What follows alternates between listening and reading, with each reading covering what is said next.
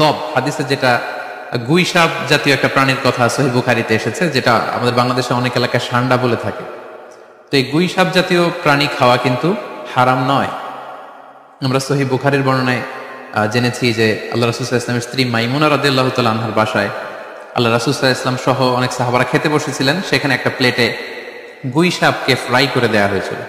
তো রাসূল সাল্লাল্লাহু আলাইহি ওয়াসাল্লাম খেয়াল না করে সাধারণ গোশত মনে করে সেখানে তিনি হাত দিচ্ছিলেন। তখন অনেক সাহাবারা, মহিলা সাহাবারা বললেন, ইয়া রাসূলুল্লাহ, এটা তো দব, এটা তো গুইসাপ। এই কথা শুনে আল্লাহ রাসূল সাল্লাল্লাহু আলাইহি ওয়াসাল্লাম সেখান থেকে হাতটা সরিয়ে নিলেন। তো এই দৃশ্য দেখে খালিদ ইবনে ওয়ালিদ রাদিয়াল্লাহু তাআলা আনহু জিজ্ঞেস করলেন, ইয়া রাসূলুল্লাহ, গুইসাপ খাওয়া কি হারাম? হারামুন আদ-দাব্বু ইয়া রাসূলুল্লাহ, আপনি যে হাত সরিয়ে নিলেন, গুইসাপ খাওয়া কি হারাম? আল্লাহ রাসূল সাল্লাল্লাহু আলাইহি ওয়াসাল্লাম বললেন যে না, গুইসাপ খাওয়া হারাম নয়, তবে আমি এটা খেয়ে অভ্যস্ত নই, আমাদের এলাকাতে এটা পাওয়া যায়, এজন্য আমি এটা খাচ্ছি না। তাহলে বোঝা গেল এক্ষেত্রে এটা রুচির সাথে সম্পৃক্ত। সো গুইসাপ হালাল বলে যে গুইসাপ আমাদেরকে খেতে হবে, সান্ডা আমাদেরকে খেতে হবে, এমন কোনো কথা নেই। আপনার যদি রুচিতে কুলায় আপনি খাবেন, আর রুচিতে যদি আপনার না আসে তাহলে আপনি খাবেন না। অনুরূপভাবে যেহেতু সাগরের মাছ হিসেবে হাঙ্গর মাছ, তিমি মাছের ব্যাপারে অনেকে আমাদের কাছে জানতে চায়, আমরা বলবো যে হাঙ্গর মাছ খাওয়া, তিমি মাছ খাওয়াও হালাল যদি আপনার রুচিতে আসে। হালাল বলেই যে খেতে হবে এমনটা নয়। সেক্ষেত্রে আমরা সহিহ বুখারী এবং মুসলিমের একটা চমৎকার হাদিসের কথা এখানে উল্লেখ করতে পারি। সেখানে আমরা জেনেছি যে সাহাবাদের একটা দলকে আল্লাহ রাসূল সাল্লাল্লাহু আলাইহি ওয়াসাল্লাম একটা নৌ সফরে পাঠিয়েছিলেন। বেসিক্যালি কুরাইশদেরকে আটকানোর জন্য সাওয়াহিলি পথে সাগরের উপকূল দিয়ে ওনারা গিয়েছিলেন। সাথে খাবার ছিল না, খেজুর ছিল, খেজুর শেষ, গাছের পাতা পেরে পেরে ওনারা খেতেন। হঠাৎ প্রচন্ড ক্ষুধার্ত অবস্থায় ৩০০ জন সাহাবীর একটা কাফেলা, তারা সাগরের পাড়ে যেয়ে দেখলেন সাগরের ঢেউয়ের ধাক্কায় বিশাল এক তিমি মাছের মতো একটা প্রাণী পড়ে আছে। ওনারা এই তিমি মাছ তখন খেতে আরম্ভ করলেন। তারা সেখানে প্রায় ১ মাস ছিলেন, সংখ্যায় ছিল ৩০০ জন সাহাবীর মতো।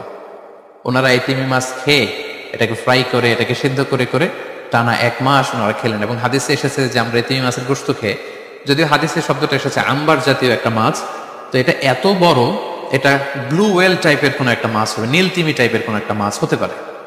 কারণ হাদিসে এসেছে মাছের গোশত খেতে খেতে এটার কঙ্কাল বের হয়ে আসবে। তো একজন সাহাবা এটার পাঁজরের একটা কঙ্কালকে বালুর মধ্যে গেড়ে দাঁড় করালেন, কঙ্কালের একটা হাড্ডি। এই হাড্ডিটা এত বড় ছিল যে সাহাবারা ওই হাড্ডির নিচে দিয়ে ওট সহ, ওটার হাওদাত সহ যেতে পারছিলেন এবং ব্যাক করতে পারছিলেন। তাহলে সেই তিমি মাছের কঙ্কালের স্কেলিটনের পাঁজরের হাড্ডিটা কত বড় ছিল, সেখান থেকে আমরা বুঝতে পারি এটা তিমি টাইপের কোন একটা মাছ হবে। সফর শেষ করে ওনারা যখন মদিনায় আসলেন, তখন আল্লাহ রাসূল সাল্লাল্লাহু আলাইহি ওয়াসাল্লামকে ওনারা পুরো ঘটনা বৃত্তান্ত খুলে বললেন এবং জিজ্ঞেস করলেন, ইয়া রাসূলুল্লাহ, এই যে এত বড় তিমি মাছের মতো একটা মাছ যে আমরা খেয়েছি, আমরা তো জানি না এত বড় মাছ এটা খাওয়া শরীয়তে বৈধ কিনা। আল্লাহর হাবিব সাল্লাল্লাহু আলাইহি ওয়াসাল্লাম বললেন, এটা বৈধ, তিমি জাতীয় মাছ এগুলো খাওয়া বৈধ, এটা আল্লাহ তাআলা তোমাদের জন্য রিজিক হিসেবে রেখেছিলেন। সহিহ মুসলিমে যেই বর্ণনাটা এসেছে, তিনি বললেন যে হুয়া রিজকুন আখরাজাহুল্লাহু লাকুম, এটা আল্লাহর পক্ষ থেকে তোমাদের জন্য নির্ধারিত একটা রিস্ক। এবং আল্লাহ রাসূল সাল্লাল্লাহু আলাইহি ওয়াসাল্লাম বললেন, ফাহাল মাআকুম মিন লাহমি, ওই মাছের গোশত তোমরা যে প্রিজার্ভ করেছিলে ওইখান থেকে কি তোমাদের কাছে কিছু আছে? সাহাবারা বললেন, জি, আমাদের কাছে সেই মাছের কিছু অংশ এখনো আছে। আল্লাহ রাসূল সাল্লাল্লাহু আলাইহি ওয়াসাল্লাম বললেন, তাহলে আমাকে কিছু দাও, ফাতুতঈমুন, আমাকে কিছু খাওয়াও। ক্বালা ফাআরসালনা ইলা রাসূলিল্লাহি সাল্লাল্লাহু আলাইহি ওয়াসাল্লাম মিনহু ফাআকালাহু, তারা তাদের বাড়ি থেকে সেই মাংসের কিছু অংশ এনে রাসূল সাল্লাল্লাহু আলাইহি ওয়াসাল্লামকে দিলেন, পাঠালেন, এবং সেই তিমি মাছের গোশত থেকে আল্লাহ রাসূল সাল্লাল্লাহু আলাইহি ওয়াসাল্লাম নিজে ভক্ষণ করলেন। সম্মানিত, শুধু এই লম্বা হাদিসটি থেকে আমরা জানতে পারলাম যে সাগরের এই হাঙ্গর মাছ, তিমি মাছ, যেগুলো অনেক বড় বড় মাছ, এগুলো খাওয়া বৈধ, যেহেতু সাগরের সব প্রাণী খাওয়া আল্লাহ তাআলা আমাদের জন্য জায়েজ করেছে।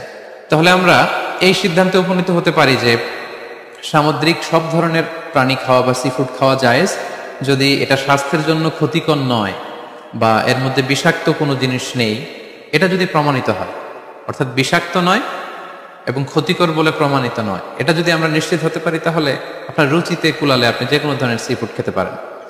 তবে যেগুলো ক্ষতিকর, যেমন আমরা জেলি ফিশের কথা জানি, স্টোন ফিশ, আমাদের বাংলাদেশে পিরানহা নামে এক মাছের কথা আমরা শুনেছি, যেটা খেলে মানুষের মৃত্যুর সম্ভাবনা আছে, এগুলো বিক্রি করা, এগুলো খাওয়া, কনজিউম করা, এগুলো সবগুলো হারাম। কারণ ক্ষতিকর কোনো জিনিস কোনো মুসলমান কনজিউম করতে পারে না। কারণ আল্লাহ তাআলা সূরাতুল বাকারার 195 নম্বর আয়াতে আমাদেরকে বলেছেন, ওয়ালা তুলকু বিআইদিকুম ইলা তাহলুকা, তোমরা নিজেরা নিজ হাতে নিজেদেরকে ধ্বংসের দিকে ঠেলে দিও না, যেটা তোমার ক্ষতি হতে পারে সে কাজ তুমি করতে পারো না। পাশাপাশি সূরাতুন নিসার 29 নম্বর আয়াতে আল্লাহ তাআলা বলছেন, ওয়ালা তাকতুলু আনফুসাকুম ইন্নাল্লাহা কানা বিকুম রহিমা, তোমরা নিজেরা নিজেদেরকে হত্যা করো না, কারণ আল্লাহ তাআলা তোমাদের উপর খুবই বেশি দয়া পরবশ, তিনি মেহেরবান। তাহলে এই আয়াতগুলোর আলোকে আমরা বুঝতে পারলাম যে বিষাক্ত এবং ক্ষতিকর বলে প্রমাণিত নয় এরকম যে কোনো ধরনের সি ফুড যদি আপনার রুচিতে আসে আপনি খেতে পারবেন। ফলে শামুক, ঝিনুক, অক্টোপাস, স্কুইড, কাঁকড়া, যদিও হানাফি স্কুল অফ থটে এগুলোকে মাকরু বলা হয়েছে, কিন্তু এই ধরনের সি ফুডকে আসলে হারাম বলার কোনো সুযোগ নেই। এগুলো হালাল ইনশাআল্লাহ, আপনি চাইলে এগুলো কনজিউম করতে পারবেন, এগুলো খেতে পারবেন ইনশাআল্লাহ।